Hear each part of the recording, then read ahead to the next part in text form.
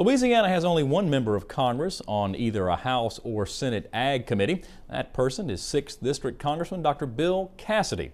As This Week in Louisiana Agriculture's A.J. Sabine tells us, the freshman House member headed west out of his mostly urban district to Welch, Louisiana, to listen and learn more about issues facing rice producers in southwest Louisiana.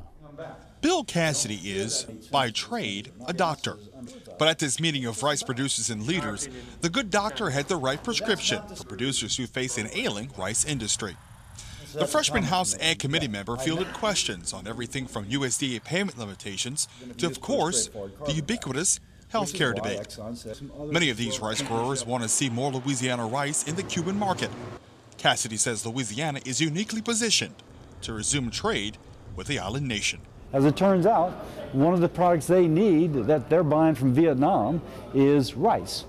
And as it turns out, they would rather buy rice from the port of New Orleans than from Hanoi because it's closer, can come in smaller shipments, easier to store. So we have a distinct advantage in Cuba. Clarence Birkin grows more than 2,000 acres of rice in Jeff Davis Parish. He thinks the timing is right to get back into the Cuban market. Birkin says relaxation of trade restrictions with Cuba could mean a big payday for Louisiana rice growers. The fact is that we can ship rice in ocean-going barges to Cuba, and it can go to 6 or 7 different places on the Cuban island, and they can buy hand to mouth. What they have to do right now is they buy from Vietnam in these large ocean-going vessels. Cassidy also answered questions about proposed cap-and-trade legislation. It's a hot-button issue for many of these rice growers because of methane emissions from rice fields.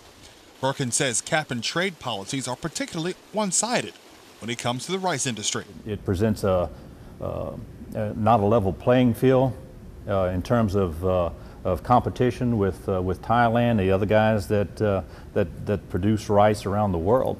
One of the things that we have to remember is that we trade around the world in rice. Over 40% of the rice in the U.S. goes out in the world.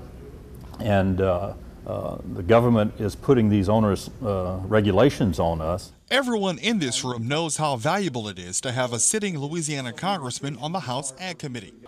Cassidy says he wants to work for all farmers in Louisiana, not just those in his district. We know that rice and sugarcane and aquaculture are very important to our economy. Wherever you live in our state, the jobs, the tax revenue, the cultural influence from those crops are important. So even though I am based in Baton Rouge, that greater area, this is my responsibility. In Welsh, I'm A.J. Sabine for This Week in Louisiana Agriculture.